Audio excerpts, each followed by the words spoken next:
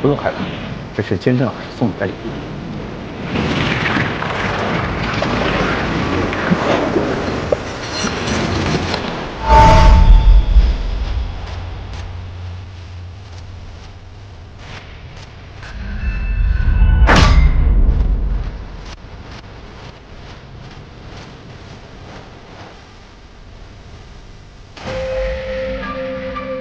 小友替我教导学生，老夫也送小友一份礼物，还不谢过老师？哦，大凤境内老师无处不在，你随意。多谢监正大人。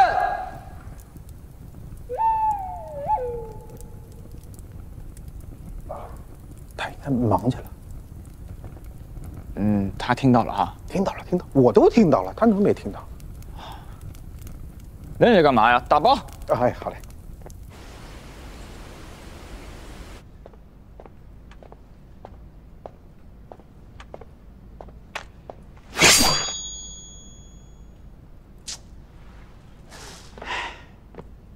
原来这就是炼金术，监正露这一手，不是只想送东西给我吧？不，这老头是在打我脸呀！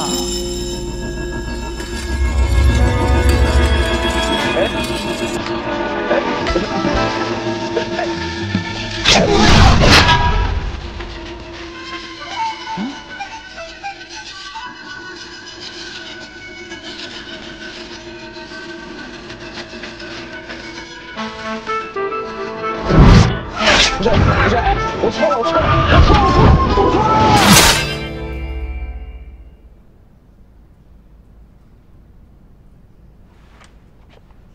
哎。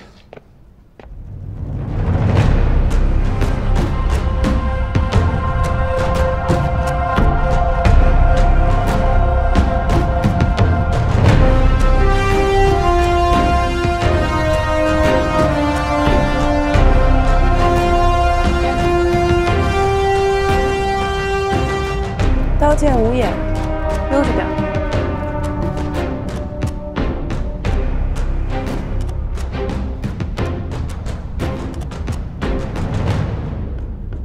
这应该是个歹佬，快跑！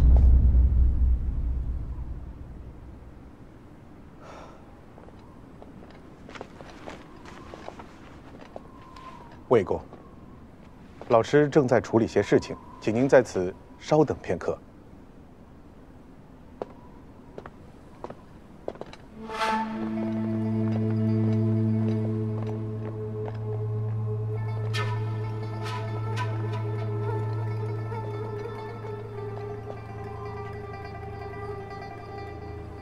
刚才在下面看见一个人，似乎不像是司天监的弟子。啊，魏公说的是许七安吧？你知道我说的是谁？就是破了睡云案的许七安。正是。他是一个有趣的人呐。有趣？说来听听。 许七安，他是一个天才，一个炼金术天才呀，魏公。如果说他不是入错了修行之路，如果他入了我们司天监，那史书上一定会有他名字的。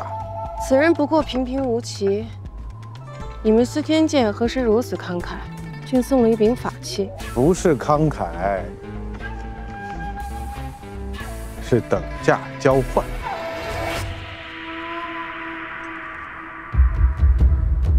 等价交换，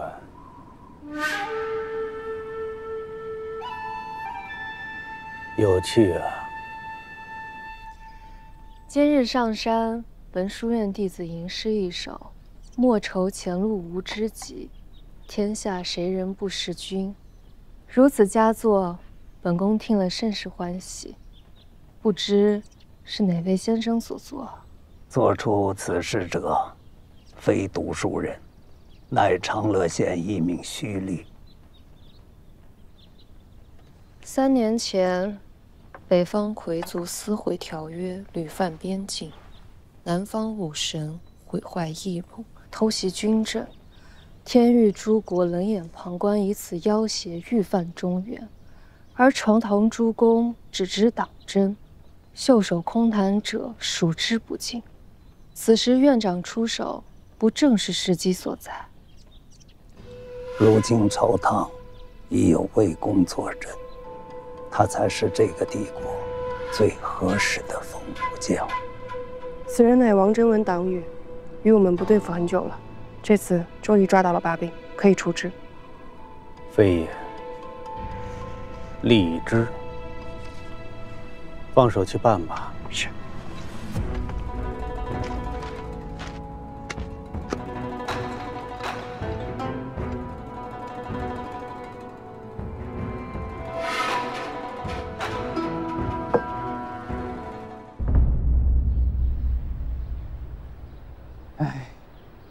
辞教啊，你真没必要跟过来。圣人语录抄完没抄完？大哥一介武夫，第一次来到云麓书院，万一冲撞了老师，我也好从旁斡旋，不至于败坏了关系。不是大哥说你，你真的又想多了。你看这青云山这么大，你我同乘一马，什么时候能到云麓书院？要不你下去吧。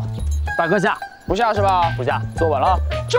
哎，错了错了。哎，落子无悔。这可是规矩。圣人曰：“知错便改，善莫大焉呐。”圣人是这么说过的吗？啊？哎呀，明白兄啊，说起这个圣人呐，现在这书院的谈论圣人的言论真是太少了，简直是。哎呀，玩不丧志啊！哎，这个老东西，玩不起。先生，您的学生许新年到了。他回来干什么？不见。随行的还有他的堂兄许西安，快有请啊！快！是啊，他定是带了什么好事吗？学生许西安见过二位先生。学生许新年见过二位老师。让你抄的《圣人300首》，你这抄完了吗？没呢，我现在去抄。算了，你去泡壶茶去吧。啊什么啊？叫你去泡茶。他也能泡啊？让你泡你就泡，啰嗦什么？快去！是啊。宁年啊，昨日你说你那里诗句甚多，可否让为师鉴赏一下？对，佳句甚多，可惜学生今日无心作诗。为何呀？此次前来是有一事相求。但说无妨。哎，还有个妹妹，很漂亮，那我就把她投进教坊司。我要为我们徐府谋一条后路。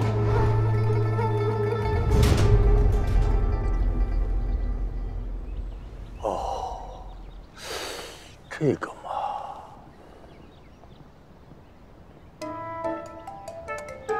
哎呀，这是有点难办呀。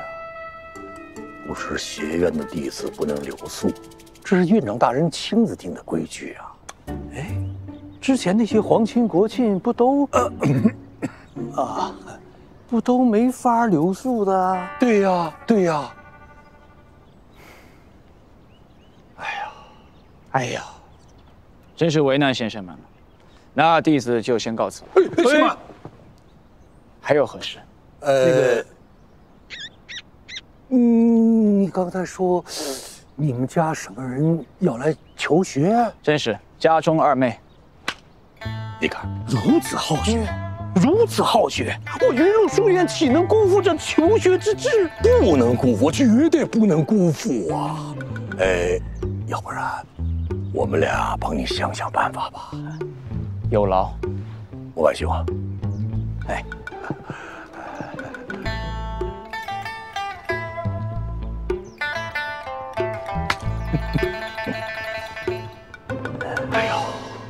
莫万兄啊，我记得明天就是院长开坛讲学的日子吧？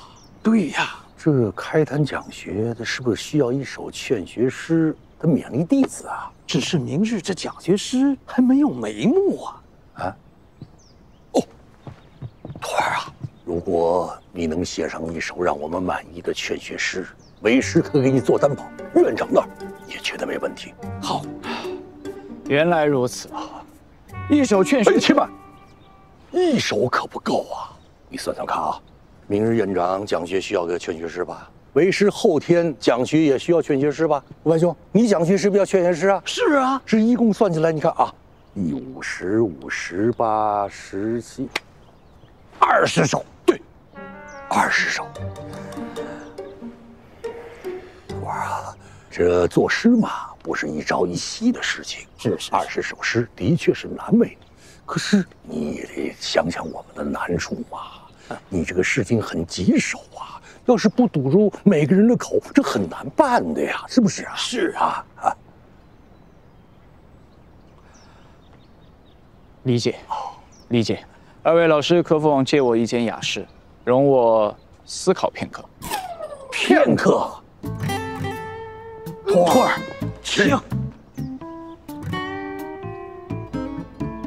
二位老师，茶不好了。20首，这老师真敢提，你也真敢应啊！不行，他们太过分了，我去找他们理论一番。书山有路勤为径，学海无涯苦作舟。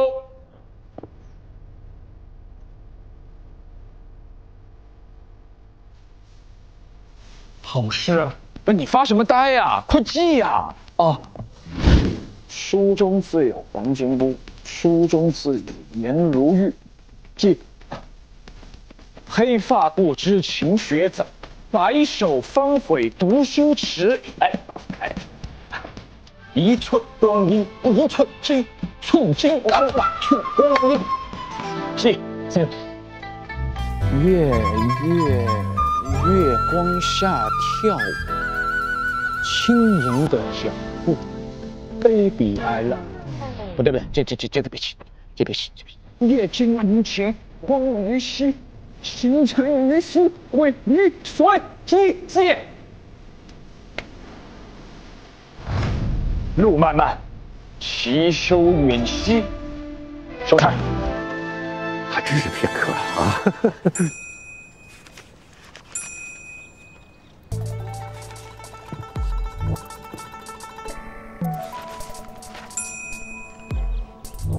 诗倒是好诗，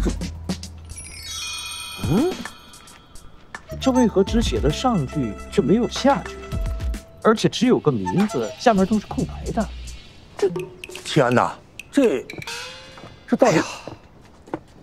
学生实在是尽力了，这一时之间写不出来更多了，还望二位先生理解通融。算了，去吧。老师答应我的事儿，放心吧，我会尽全力的。等学生忙完这一阵，相信灵感很快就会来。那一路上可得注意安全。多谢先生。去吧。辞教。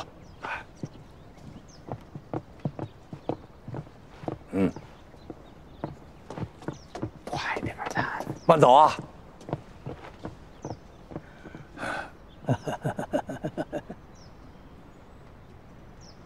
哎呀，再好的诗只有半首，也是费时一首啊，可惜了。你干嘛去啊？你干什么呀？费时一首，当然把它扔了呀。别以为我不知道你打的什么算盘。你得了半首好诗，自己对上另半首，岂不名动天下？不是你这小偷，读书人的事儿怎么能用偷呢？啊，你清高，为名利所累，干嘛拽着我不放啊？我就不放。你要干什么你？我就不放。好啊，你不放我，我就不放。我就不放。院长大人，大事不妙，张慎、李慕白两位长老打起来了。何故动手？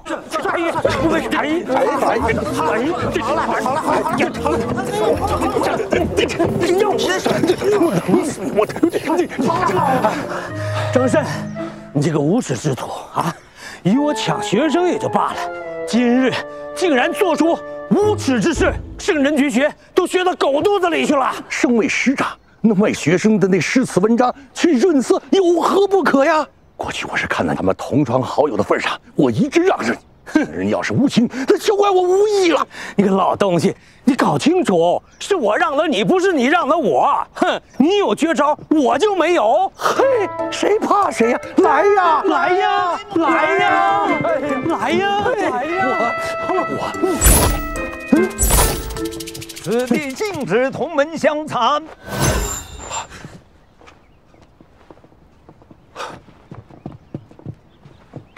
见过院长。院长大人，见过公主，公主好。怎么回事？无事无事，我跟木柏兄啊，在治学方面有些分歧，我们谁也说服不了谁，是吧？啊，是。于是我们就改变了个方法，点到为止，点到为止，点到为止。院长，他们是为了争夺许七安的诗集。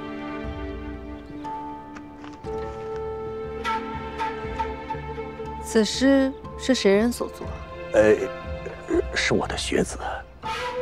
那首《绵阳亭送杨公之轻舟》，也是他做的。是长乐县的快手。正是。他叫许居安，也是我的弟子。即使只会作诗，也够本宫养在府上当一名幕僚。为了一本诗集大打出手，哪像个长老的样子？都修炼成四品君子境了，就连最简单的名利关都跨不过，又何以教书育人呢？行了，你们都回去吧。记住，别失了云麓书院长老的身份。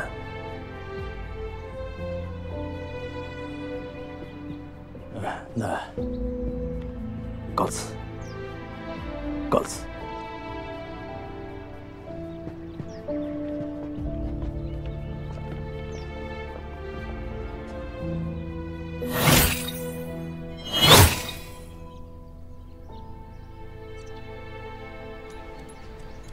大哥，你今天这招高啊，送半首留半首，既没有让老师收走你的诗，又安排好了女眷，一箭双雕。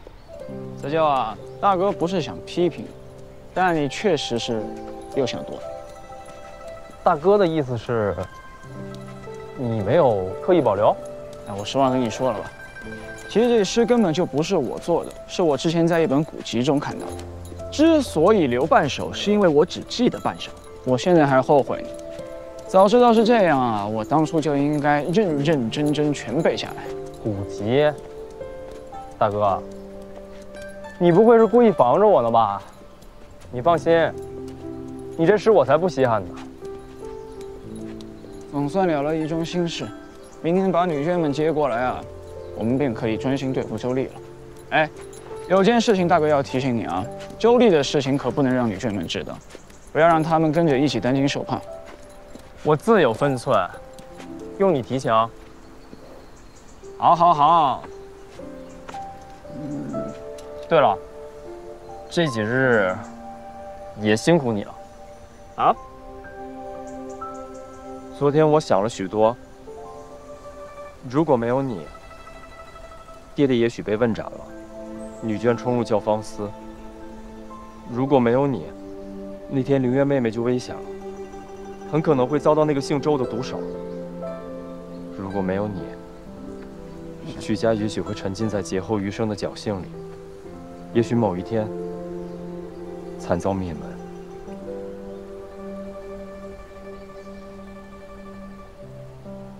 谢谢。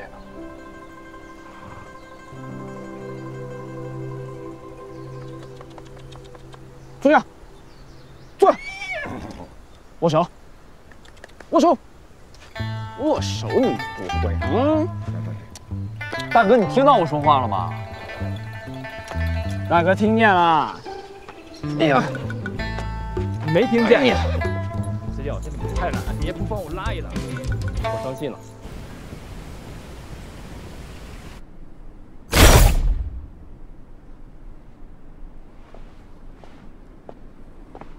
见过监正大人，小友来了。司天监关了500年的大凤京城，有没有觉得无趣啊？无趣？的确无趣。既然无趣，何不考虑魏某的提议？25年前，我也让你考虑我的提议。监正错案啊！魏某无心术士，何不走儒道？和云麓书院的读书人凑在一块儿，不是也很无趣吗？当日你走武道，我曾预言大凤将出一位2品武夫，可最后你却自废修为。其实让老夫出山，亦或是恢复修为，都并非难事，只要你想啊。我知道自己想要什么。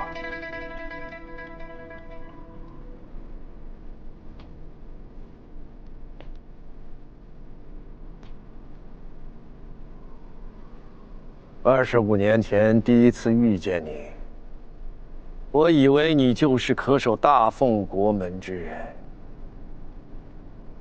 一身荣耀唾手可得啊，可你却挥手如浮云啊，而我，则不得不继续等下去。如果能回到那一天，我还是会做出同样的选择。不过，今时今日，我倒是能够体味到监正大人当时的心境了。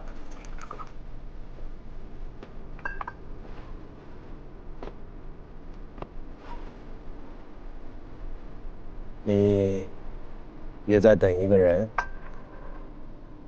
如今的大凤需要的不是风部将，而是一个可以搅动风雨、扭转乾坤之人。只可惜，这个人尚未出现。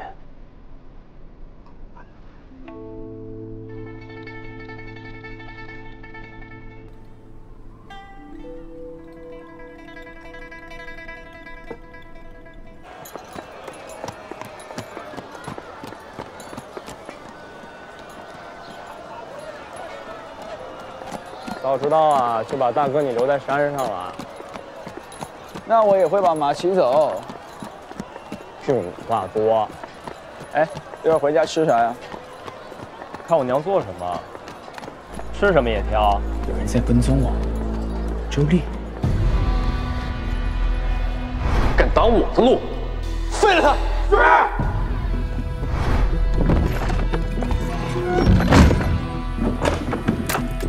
到底怎么了，大哥？我们被跟踪了，被周丽的人。看来去拜访云麓书院打算是正确的。我们3个虽然能自保，但是我担心家中女眷会有危险。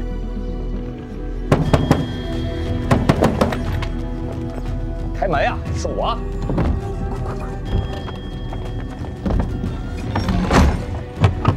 大白天锁什么门呀？我们被州府的人跟踪了，这么快？小点声。所幸云麓书院那边已经打点好了，明日就可以送妹和娘亲他们过去了。多亏赐救啊，爹就知道，爹这辈子做的最正确的事情就是送你去读书。都是大哥的功劳，跟我没关系。宁燕，宁燕呀，二叔这辈子做的最错误的事情就是送你去练武啊！别废话了，二叔，你赶紧知会你同僚一声，让他们加强附近的巡逻。对了，就说有贼人出没，不要提周丽的事情。好，我这就去啊！哎，走后门。啊，对对对，走后门，走后门，走后门！注意啊！开饭啦！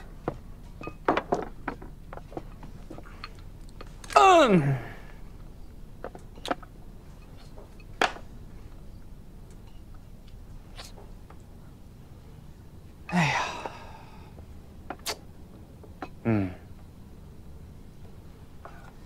妹子，送你的。谢谢大哥。过来吃饭。张嘴，张嘴。大哥，你看你有钱补贴家用多好，你这买这华而不实的东西干嘛？张嘴。婶婶，侄儿孝敬你的。哎，看一眼。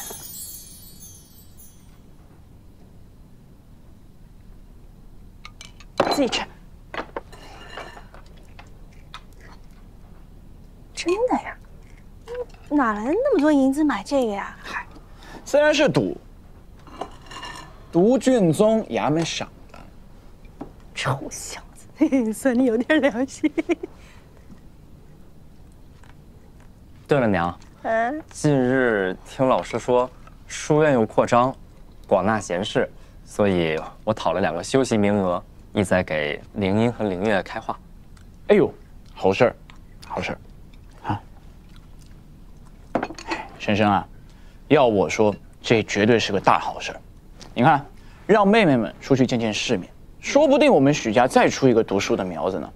到时候我们老许家人才辈出，您这脸上也有光啊。大哥说的是，只不过单独让2位妹妹前往，我还是有些担心的。不如娘跟着一块儿前去，也好有个照应。嗯，确实确实。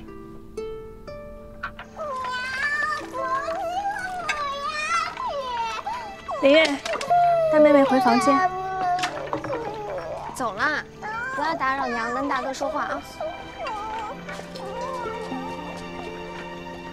愣着干嘛？赶紧擦呀！哦，是周丽吗？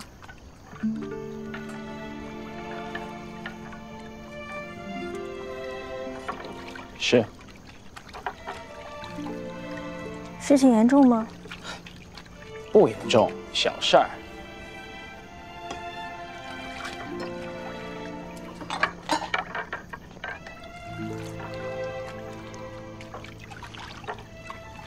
这几日你就住正房，你们收着两邻的近点儿，好照应。地窖里给你们留了点菜，记得吃啊。我还留了点钱。要是不够用了，就拿去花。放心啊，林音、林月呢，我会照顾好的。他们爷俩就靠你了。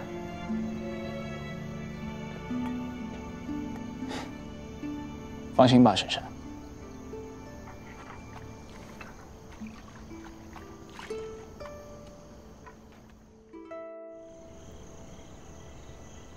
我已经派人加强了对四周的巡逻，没有发现任何异常。咱们是不是有点太草木皆兵了呀？如果刚才跟踪我们的真是周府的人，那他们已经错过了一次最好的下手时机。但也有可能，在周侍郎眼中，我们不过是随手可以捏死的蝼蚁，不着急对付。有件事情可以确认，周侍郎不除，咱们必死无疑。哎呀，二叔子，今日查到什么了？哦，我呀，今天跟踪了周丽一整天，他这一天呀，都安分守己，估计是周侍郎警告过他了。但是在这个跟踪的过程之中呢，我就发现他老是进出一所宅子，这个宅子呢还没有牌匾，估计是他买的私宅。这里头有一个丫鬟，一个婆子，一个看门的老头，还有一女的。那这个女人十有八九是他养在外面。中午之后啊，他就到了府上去给这个周侍郎请安，然后就去了教坊司。我打听到啊，这个周丽最近对这个教坊司的花魁福香姑娘很感兴趣啊，一掷千金也要博人家一笑。但是人家这个福香姑娘根本不吃他这一套啊。这个福香是何人？福香你都不知道啊？福香是教坊司的百花之首，号称是诗琴双绝，芳名远播呀。而且这个福香姑娘专门喜欢这个有才气的读书人。你等会儿，你为什么这么清楚？啊，我也是听别人说的嘛。嘿嘿。不过我觉得呀，这倒是个突破口。大哥是觉得福乡那儿可能会有周丽的情报？没错，这个人在酒色面前是最容易露出破绽的。我提议去教坊司找这个福乡打探消息。你们别看我呀，我可是读书人，从不去那烟花之地的。看我干嘛呀？我是会去那种地方的人吗？人家福乡姑娘喜欢的是才子，我这字儿都认不全呢，我去了不是自讨没趣吗？啊，还有，这些年我对你娘是什么样，你也是知道的。我能去那种地方吗？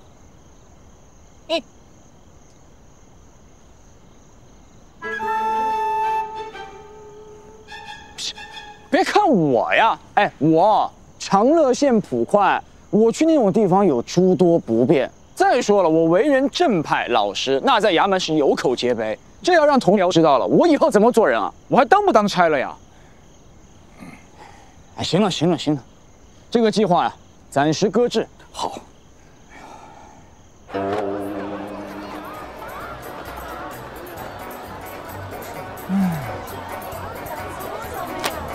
好，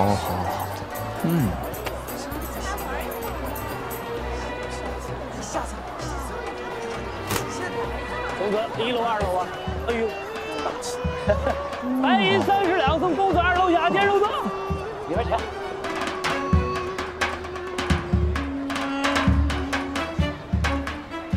哎，公子留步。啊，在下长乐县秀才杨林，特来拜见福乡姑娘。您看大家表现。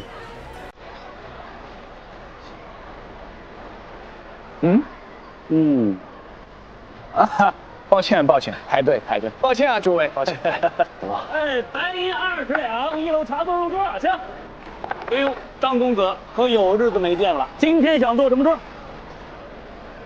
公子大气。白银30两送张公子2楼雅间入座，祝张公子拔得头筹。李公子，白银20两送李公子1楼茶座入座，祝李公子旗开得胜。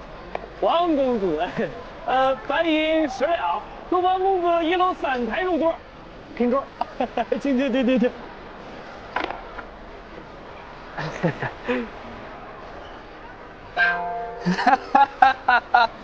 今天出门急，没带那么多。兄弟姐，你给我一个小马扎，我在旁边坐一会儿就走。下一位，不是，哎，下一位。哎呦，白银10两，1楼3台，请。白银10两，3台入座。哪是什么教坊司？这明明是销金窟啊！10两银子，我每天解1钱，得欠好几个月。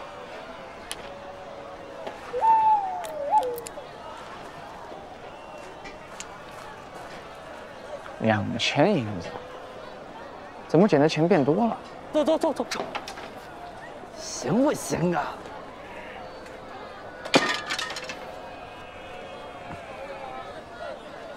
中，最后一个中。老头儿，我家主人说了，白银600两，买你摊位上所有的东西。规矩就是规矩。你，走，老头儿，多少钱玩一把？2钱银子。蒙眼，转身。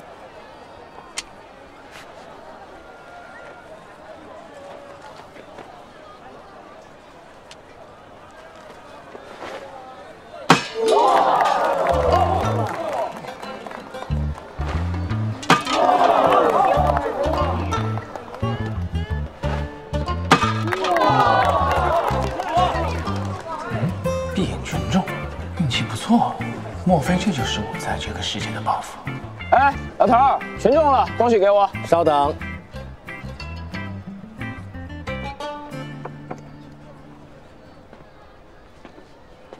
公子，他是你的了。不是，你等会儿，我要的是那些金子银子，这是什么？中1件得银，2件得金，连中3件者才得此物啊！我不需要这个东西，我只需要金子银子。这样，最后一件算我送你的，怎么样？规矩就是规矩。此物名为玉石小镜，可是罕见的宝贝，岂是那黄白俗物所能媲美的？公子啊，切勿被金银蒙蔽了双眼。玉石小镜，怎么看着跟手机似的？有什么用啊？不知道，我只知道他在等他真正的有缘人。你拿回去，拿回去。首先，我不是什么有缘人，我只想要金子银子，你最好别给我扯犊子。哎，你是不是骂人呢？哎，你这坏老头是不是不认账啊？你不认账，我自己拿了啊！你干什么？规矩就是规矩，什么规矩是站在外边。3件，规矩就是规矩，上面写着的。这位公子，我家主人想请你帮个忙。若是公子帮我主人筹得宝物，我主人说了，愿意出白银600两。多少？白银600两。主人还说了，公子可以多投几次，银子由我们来出，若是失败也无妨。你们要哪个宝物？那串菩提珠。连中5箭者得泥巴脚抬出去。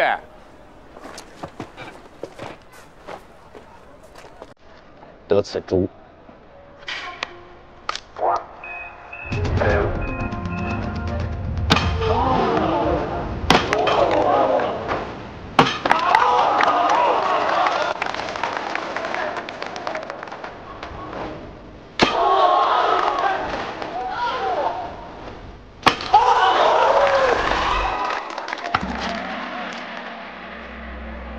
恭喜公子！这个信不如使命。哎，对了，兄弟，可否给我换成银票啊？你这样我也拿着不方便。公子，600两。多谢啊！下次有需要还找我啊！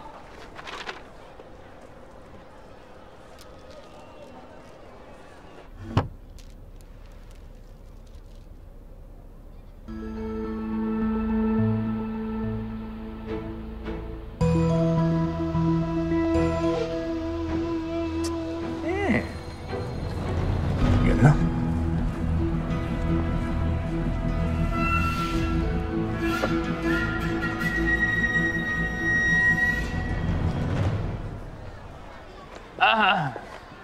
不好意思啊，方才都说了，出门走得急，没带那么多。见笑了啊。这儿最高规格是，哎，不是，哎，下一位。不是，等，哎呀，刚才都还在我兜里面，真的。下一位，下一位。来，一楼。我跟李兄一起，也是1楼。一楼去。你给我吞了，不是？你给我吐出来！圣马开门。菠萝，你给我吐出来！吐出来！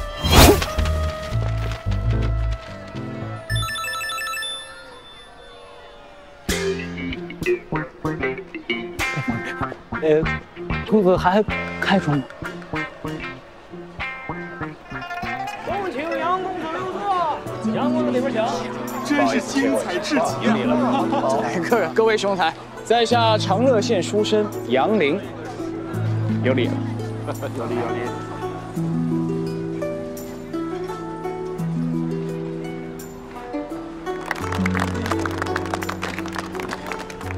冰点酒，1点、2点、3点。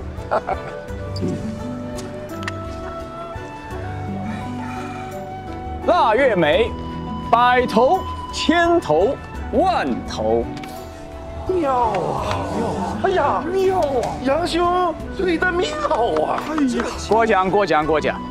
这位兄台，小弟我初来乍到，不懂规矩，敢问一下，这花魁娘子福香姑娘何时出来？哦，想见福香姑娘，那呀得看运气了。若是大茶为获胜，还有可能；可是经常是连续多日，只见这打茶围的客人，而不见那入幕之宾呐。哎，让一下，让一下。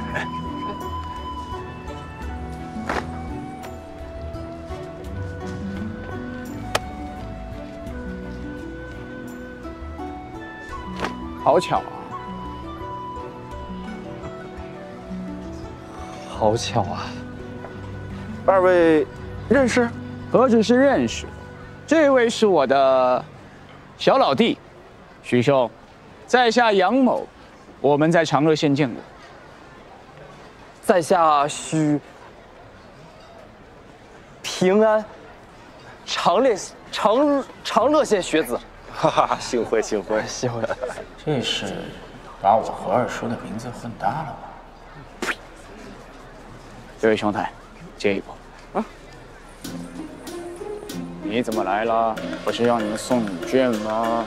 你还好意思说我？你不说去想办法吗？我这不想着呢吗？就来这儿想啊？六李老爷，哎，你好。白银10两，李老爷散台有请。李老爷，里边请。哎呀，邓兄早来了呀！哟，听声音知道是李兄、颜良兄、丛海兄，好久不见，好久不见。可知有些日子没来了。前几日出远门，这不一回来就赶紧过来与各位兄台相见呀。那今天可得多喝2杯呀。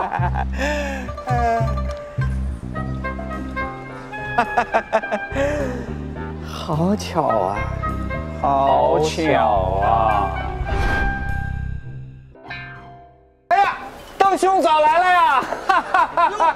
听声音知道是李兄、颜良兄、丛海兄，好久不见，好久不见。可知有些日子没来了。前几日出远门，这不一回来就赶紧过来与各位兄台相见呀。那今天可得多喝2杯呀。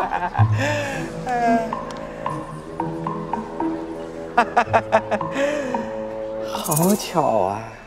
好巧啊！3位又认识？何止是认识，这位是我的小老哥，李兄是吧？在下杨某，我们在书院见过。啊，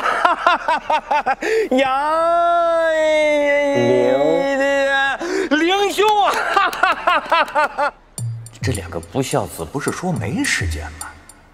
辞旧也就罢了，经常口不对心。可宁燕是从来不去勾拦的呀。哼，二叔昨天晚上还说自己对婶婶好，呸！回头我就告诉婶婶，看看能不能敲二叔一笔。大哥不是从不去勾拦吗？厚颜无耻！还有爹，我说我书院的袍子怎么都不见了？哎，我说许兄、李兄，二位若是想来，大可以知会一声，咱们一同前来啊。毕竟咱们是朋友，关系好的跟家人一样。这一家人就应该整整齐齐才是，对吧？大爷。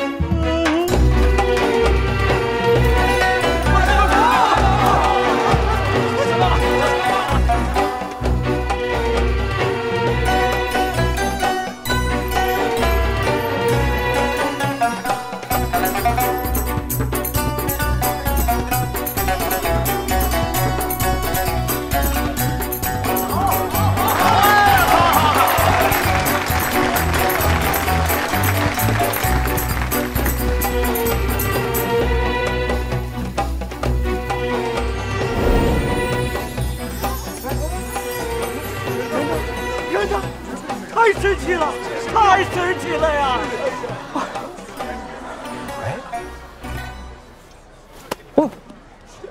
差不多得了啊。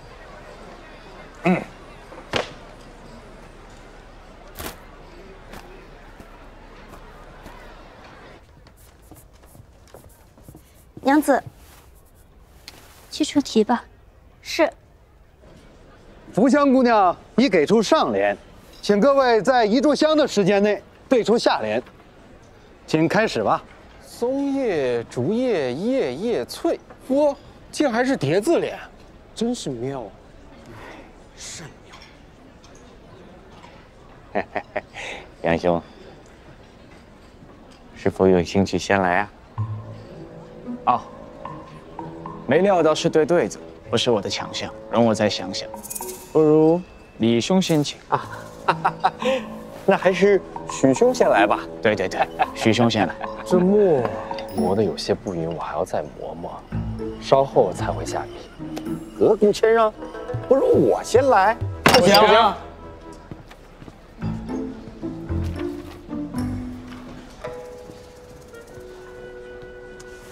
快想想，你快想想。秋深雁深，深深海。就这个吧，虽然神韵欠佳，好在对仗还算工整。我家娘子请赵公子进屋喝茶。哦，恭喜赵公子！各位啊，承让了。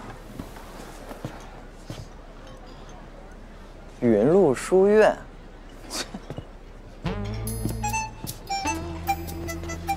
哎呀，子九，快想办法！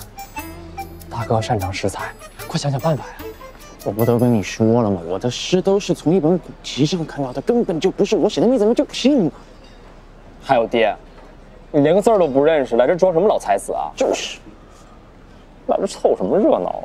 什么时候了还说这个？人家都快进屋了。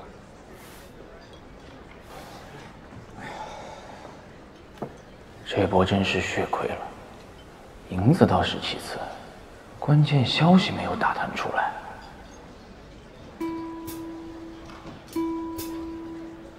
这福香乃是百花之首，号称是秦诗双绝。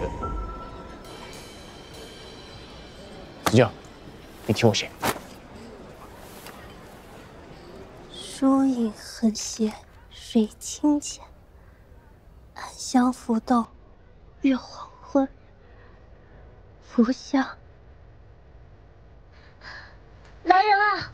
这是谁送来的诗？是哪位公子？他现在人在何处？赵公子莫怪，福香姑娘已经选了其他人了。什么？杨公子，我家娘子有请，请随我来。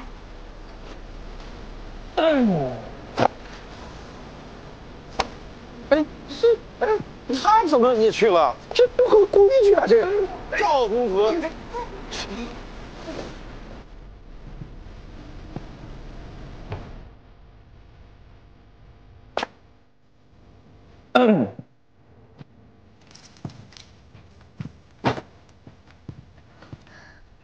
奴家见过杨公子。啊，杨公子请坐。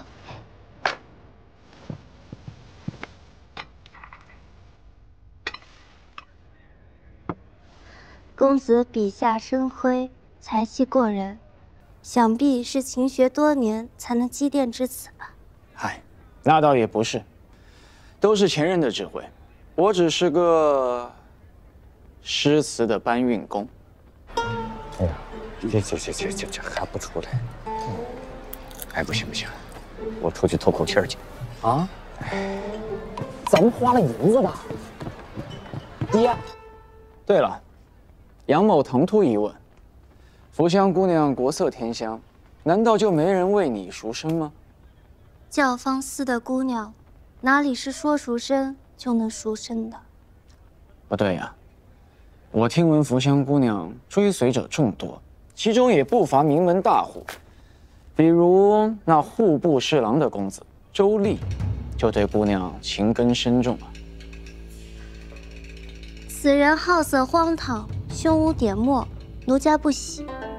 每次他来打茶围也好，送礼物也罢，我都当他看不见。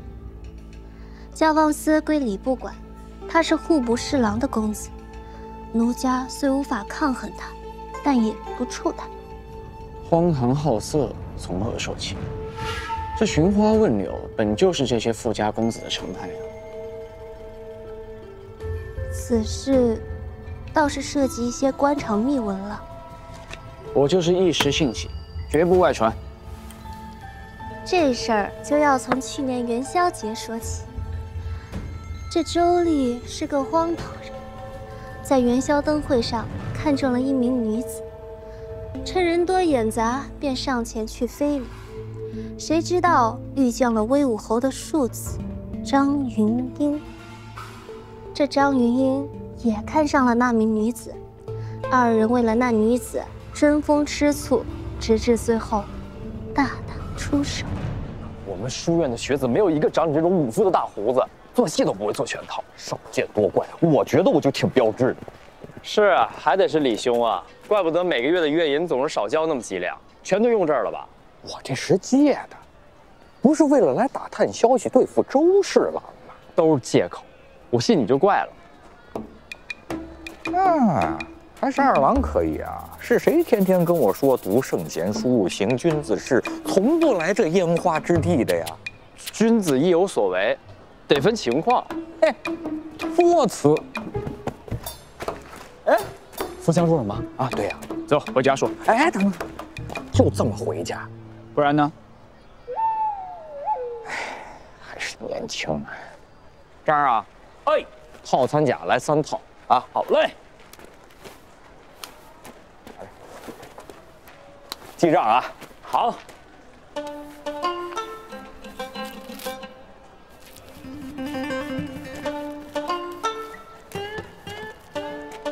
哦，哎，你们没送女眷去云麓书院啊？我们送了，那这是何必呢？你婶婶她鼻子尖，防患于未然，万一她突然回来了呢？姜果然是老的辣，怪不得总在爹爹身上闻到这青桔的味道。你少来这套，帮我也来点。行了，差不多了。来，洗。大叔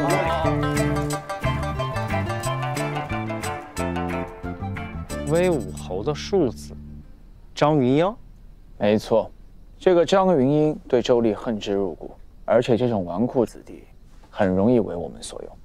你想怎么做？盯着他，然后找机会下手。嫁祸？威武侯的庶子出门应该会带一些护从，但是不会太多，毕竟不是嫡子。我们可以制造混乱，然后趁机把人绑走。若是白天下手，我们如何在众目睽睽下把人绑走呢？我们很有可能自食恶果。若是晚上下手，就凭我们几个，如何夜闯侯府啊？我要是说这个问题我能解决呢？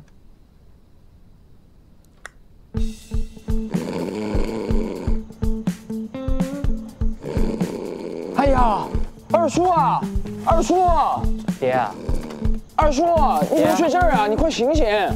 二叔，没事吧？这哪儿啊？我怎么上这儿来了呀？你问我，我问谁呀？我刚才不是要洗澡吗？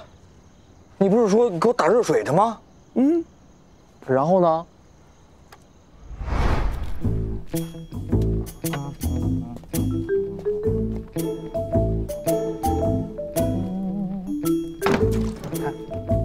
宁爷，热水打回来了。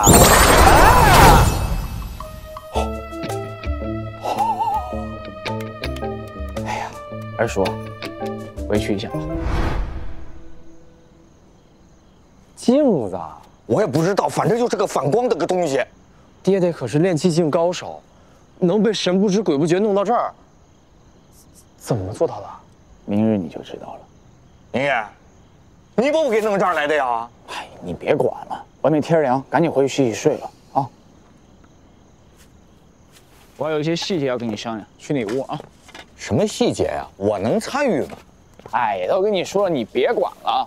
哎，对了，把魏武侯的儿子绑过来就行。啊？啊！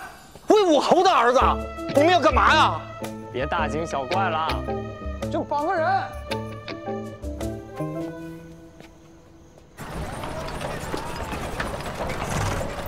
停。白胜雪，看看吧，很香的。对啊。就他了。是，少爷。嘴上不满意。干什么？快来人！这是干什么？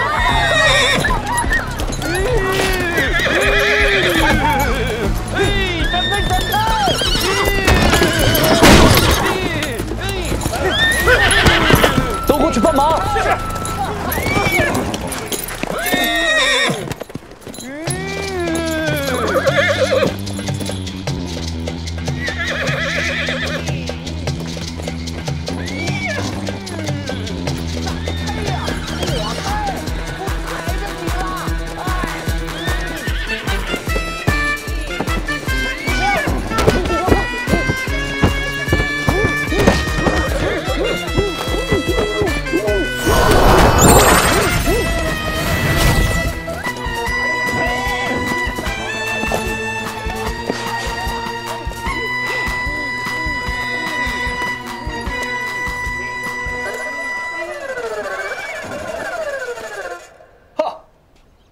这小子富得流油，我刚看他手指上有个白玉扳着，一会儿把他手指给砍了。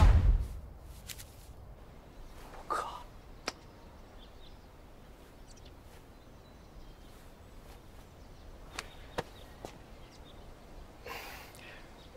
威武侯的庶子，还轮得到你这狗玩意儿动手？他们知道我是谁，竟然还担保教我。那你说说，公子要如何处置他？将其养在院子里，好生折磨；断其吃喝，去其脚筋，倒吊在房梁之上，每日鞭打数百鞭。他爹可是威武侯呢，公子敢这么对他吗？威武侯算什么？咱们公子的父亲可是户部侍郎。有何顾忌啊？户部侍郎的公子周立。行吧，我看公子马上要到了，不如我们去买点酒，给公子助助兴。不行，公子说过让我们好生看着他。买个酒的时间不耽误事儿，走吧。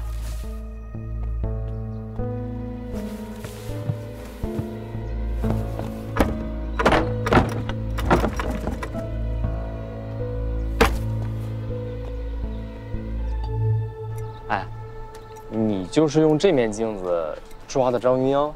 嗯，不止张云英，周丽私宅的那个丫鬟、婆子门房、养的女人，共计4个人，线下都在这里面。在这里边？嗯。哎，别下岸啊，一会儿把你给吸进去。还你。嗯。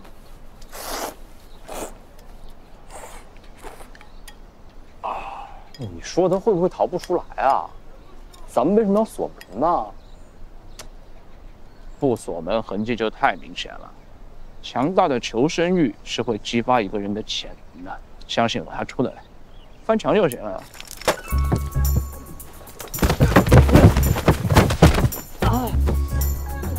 真逃出来了！救命！啊！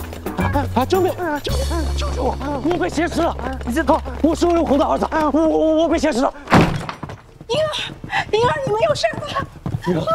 爹，婴儿在和我是周丽，是周丽绑了我。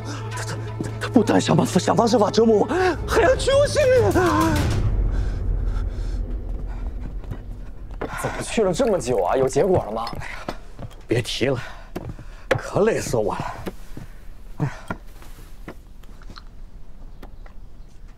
哎呀，我跟了周丽一整天。一开始，他先是被带到了督察院，我这刚想找人打听打听里边什么情况呢，嘿，刑部的人来了。我在想啊，刑部就刑部吧，我这就又跟着去了刑部。可谁成想啊，待了没半个时辰，大理寺的人又来了，这又把他给带到了大理寺。到了之后，果不出我所料，这督察院的人早就在里头等着了。这孙子又被带回了督察院，我这又跟着他去了督察院。你说我这一天，哎呦，那线下是什么情况？我哪知道啊！我跟他跑了一天，哪来得及找人打听啊？这可是户部侍郎的儿子，没这么好得。当然，披甲上殿。正是。不仅如此，韦武侯更是抬出祖上功勋，在陛下面前声泪俱下的控诉周侍郎，说是纵容其子周立绑架张云英，让陛下还个公道，以慰天下将士之心。他的家事与天下将士何关？不过是借题发挥罢了。父皇如何裁断？陛下大发雷霆，责令大理寺、刑部、督察院期限2日处理此案。会不会轻点啊，老东西？去！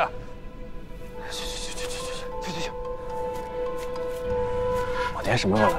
公子，周侍郎现在还在大理寺，等一下还要去督察院，今儿怕是来不了了。这该死的大理寺，还有督察院，竟然敢对我用刑！等此件事了，看我们弹劾死他们！公子放心，陛下限期2日破案。只要公子与我刑部口径一致，抵死不认，待时限一到，我们便可反客为主啊！届时那大理寺和督察院便再无计可施，到时候我们只要找个替死鬼，这事儿就完了。此事本就不是我做的，我认什么？啊，对，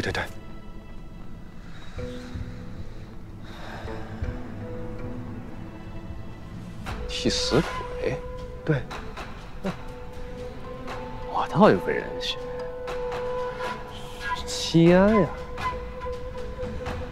此人前些日子与我交恶，脏水泼他身上，合情合理呀。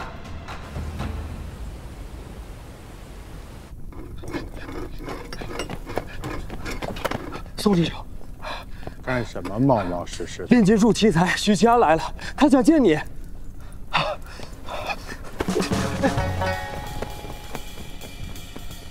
还是给你看看我最近的研究吧。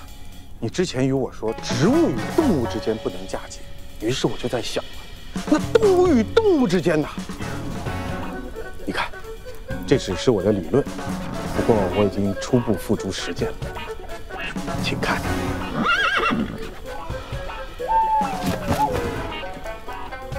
你看，若将战士和军马嫁接在一起，就能解决我大奉军马短缺的问题。届时，每一位战士又是一匹马，既能长途奔袭，又能英勇作战。这将大大提升我大奉的作战能力呀！怎么样？来，体验一下。来啊，上去啊！不行，感受一下。来，宋师兄，这感受一下，请。怎么样？是不是很威猛啊？溜一圈啊！不必啊！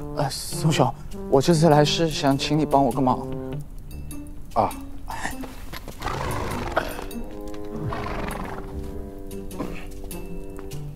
回去吧。驾！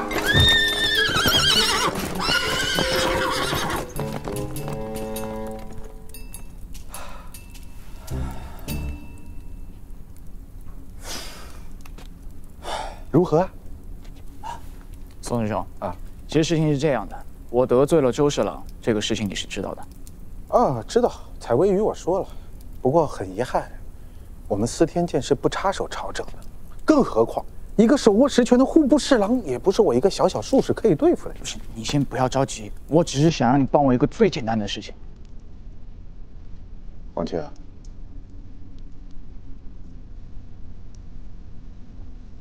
不可能，我宋某堂堂正正、光明磊落，绝对不会做这样的事情。是我考虑不周了。那这样吧，我们还是来聊一聊您的这个嫁接理论吧。恕我直言啊，你这些理论是不可能成功的。这是为何？老师也跟你说过同样的话。你还是不明白监正大人为何否定你，这其中真正的原因到底是什么？你知道？我虽然没有参与过研究，但是可以给你提供一套理论依据。你听没听说过生殖隔离？这生殖但是隔离，这有什么关系？跟我研究有什么关系吗？这俩，宋师兄，你是不是忘了？炼金术的原则是等价交换。怎么说？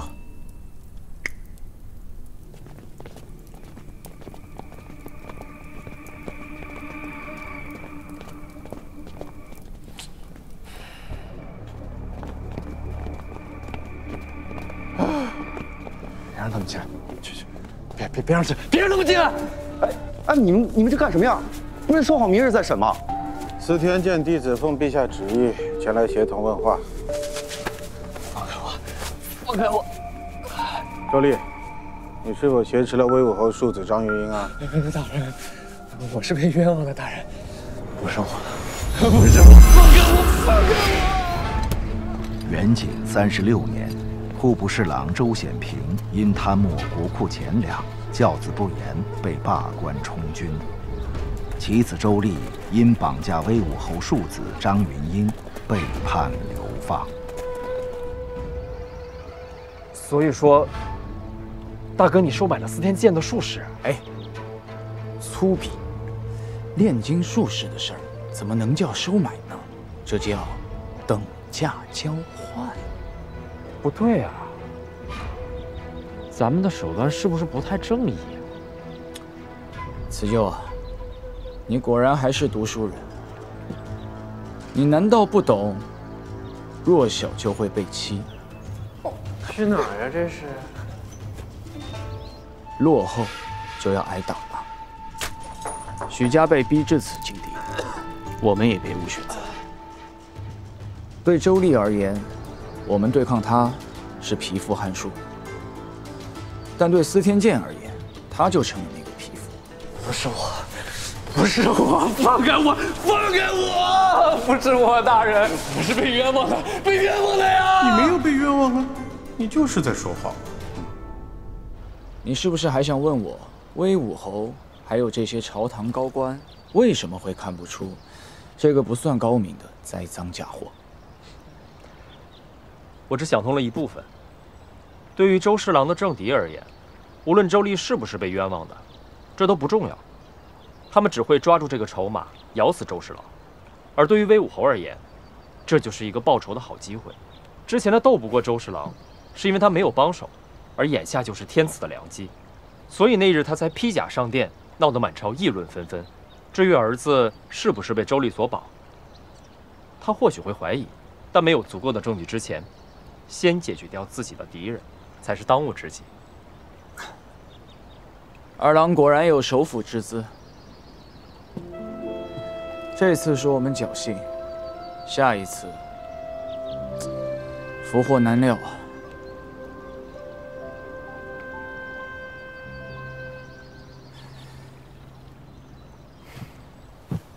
不必泄气，你看，现在你已经拜入了云麓书院门下，前途一片光明。再加上你的资质，说不定用不了几年啊，咱就封侯拜相，届时就已经没有人敢欺负我们许家了。那大哥呢？大哥打算怎么办？我就先走了。大哥，你去哪儿啊？我也不知道，但是京城是待不了了。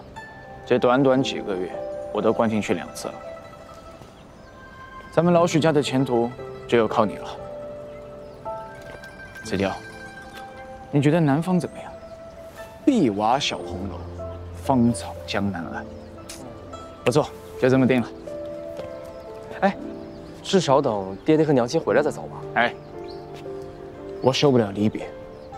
这样，这2封信你给叔叔审审，里面有我想说的话。时候差不多了，等我到了新的地方，会给你写信的。兄弟，告辞。你何时回来啊？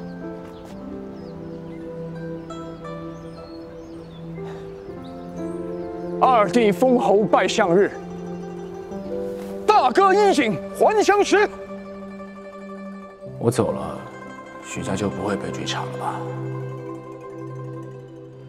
林烨，陪婶搓两把。你没看我煽情了吗，婶儿？你们验收哎呀，烦死了！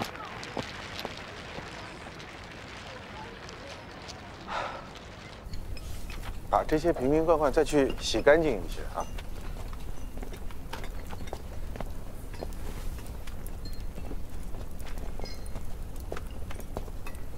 宋师兄，上次的事感谢了。啊，客气了。忙什么呢？哦，长公主要来学习炼金，老师命我们好生招待。长公主，这公主对炼金也有兴趣啊？嗯，长公主博采众长，每逢15便会来我们司天监研讨炼金一道。只是这次不知为何提前了2日，所以现在有些匆忙。哦，那我便不做打扰了。我是来和宋师兄还有采薇姑娘告别的。告别？嗯。你要离京？是的。你也知道，最近我家中发生了许多事情，我有些倦了。聚散终有时，再见亦有期。宋师兄，多谢，保重。啊，对了啊，我给你带了一样东西啊，这是之前承诺你的，上面有你想要的东西。炼金一术，任重道远，只有像宋师兄这样的人，才能将这本蓝皮书发扬光大。您也言重了呀。不过你放心，我一定会仔细研读，绝对不会辜负你的一片心意。10两一本。啊？还收钱呢？当然了。各位司天监的家人们、宝宝们，欢迎来到本次炼金术秘籍的发布会现场啊！哎呀，我想问一下采薇师姐啊，平时这个学习炼金术很痛苦吧？是啊。哎呀，为了这个炼金术的这个成效，经常焦虑，掉发，头发一大把一大把的掉，发胖，身材走样。如果我说现在有一本书可以让你的炼金术至少提升1个段，你冲不冲？冲！采薇师姐手上的这本《如何提升假睡银炼制成功的秘籍》，这本书现在的市价是多少呢？这本书确实蛮难买的，所以我们现在的市场价呢是25两一本。什么？25两？不行，25两太贵了，对于我们家人们、宝宝们来说是一个太大的负担了。我必须想个办法为家人们谋点福利。我可以现场直销，省略这个中间商赚差价，把价格给家人们打下来。要不是看在你给我这么多好吃的份上，我这胳膊肘才不会像外馆呢。胳膊肘本来就超外馆，给。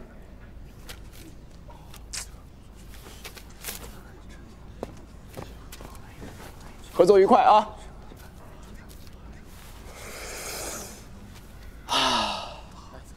知识就是财富。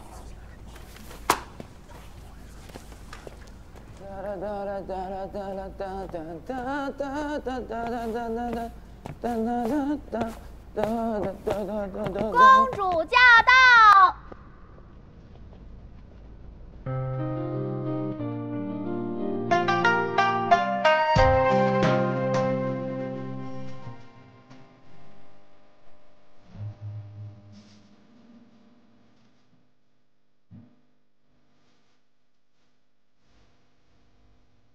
何人挡路？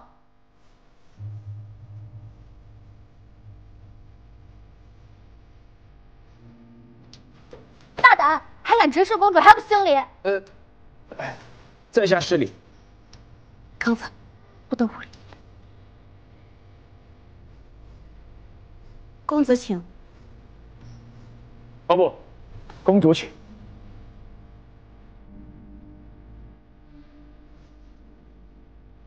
看来，这位就是怀庆公主，大凤第一才女。果然和传闻中的一模一样，举止娴雅，雍容大方。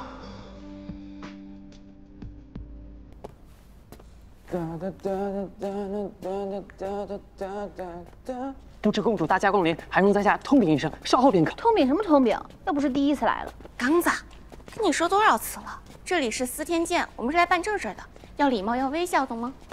铃兰公主，什么风把您给吹来了呀？没风吹我自己来的。上次与宋师兄畅谈炼金之术，我受益颇多，今日特地来学习。公主，带我先去告知老师一声。哎呀，不用啊，不必让监正大人知道了。这个司天监我熟得很，咱们就直接移步炼丹室吧。好，快去进攻炼丹室。哎，公主，您慢点，留神脚下，慢一点。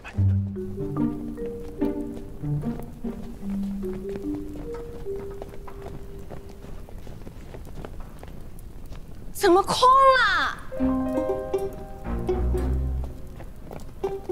东西呢？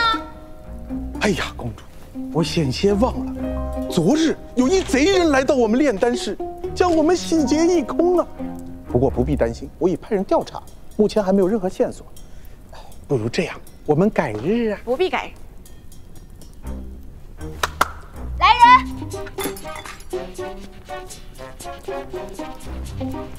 刚才路过东市，见有人贩卖，便顺手买了一些。公主，您顺手的挺齐全的。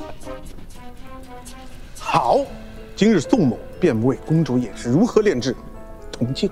宋师兄不必敷衍我，本宫已经听说，你们司天监近日炼制出了假水银，连怀庆也来此学习。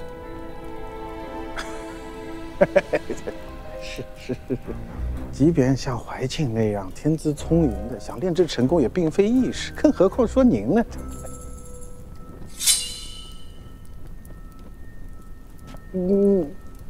灵安公主，我不是这个意思。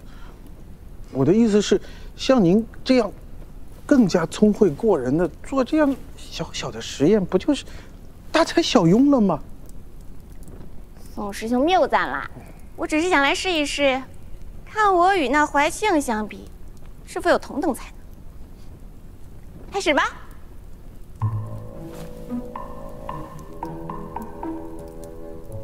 第一步，融化食盐。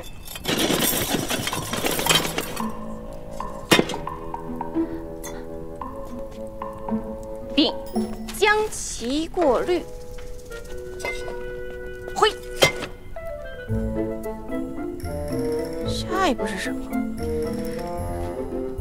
宋师兄，你过来呀！下一步是什么？我忘了。这你就把那个放到那炉子上，通过高温炙烤，把晶体给吸出来就可以了。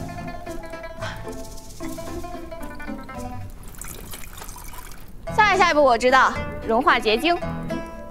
还好准备了法器。法器？你们司天监的法器？我没见过这个东西啊！师兄莫慌，这口诀我已熟记于心了。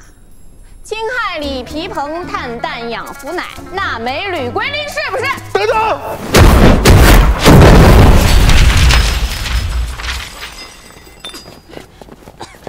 师兄，没事吧，师兄？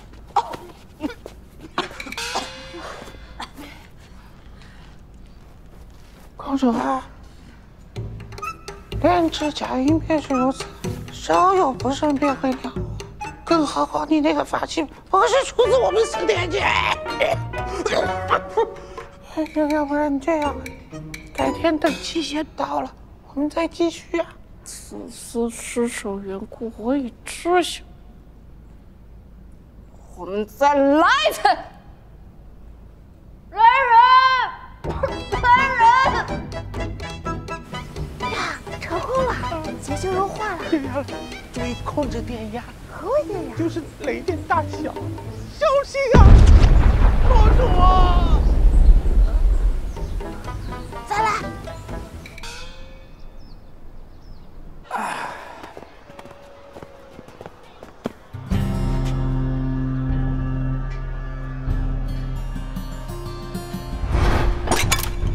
夜半不做亏心事，白日不怕打更人。打更人？把手放下，严肃点。你可是许仙？说话。是，我是许仙。那就对了，跟我们走一趟。啊，不是，二位大人，我没犯错啊。夜半不做亏心事，白日不怕打更人。哎！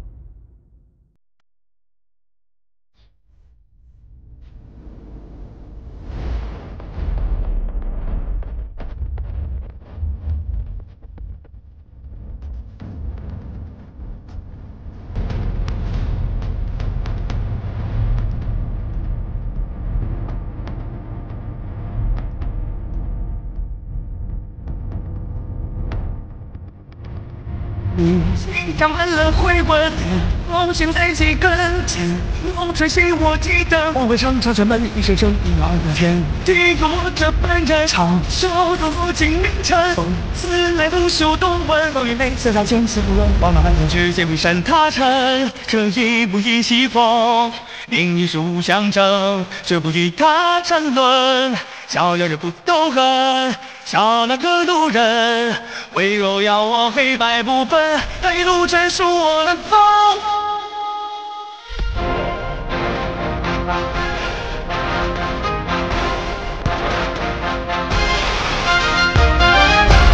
我的来者何人？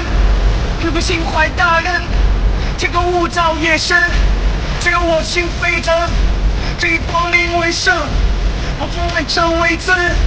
将我傲意精神，善意之行为的少年威风，惊吓满了回纹，梦醒来几更前，梦吹醒我记得，我常常前门一声声萦绕着天地，有我这般人，长袖都落尽凌晨，自来不休多问，风雨美色还千次多，万马奔腾世界为山踏尘，这一步一西风，另一树相争，这不与他争论。逍遥人不斗恨，笑那个路人，为若要我黑白不分，一路专属我能否？我的来者何人？可不心怀大人，天空雾罩夜深，只有我心飞着，这一光临为生，我不爱成为尊，将我傲意精神，善意之行为少年威风。我的来者何人？可不心怀大人，天空雾罩夜深，只有我心而飞腾，这一光临为生，我不爱成为尊，将我傲意精神，少年生来生云峰。我的来者何人？可不心怀大人，天空雾罩夜深，只有我心而飞腾，这一光临为生，我不爱成为尊，将我傲意精神。少年生来生云峰。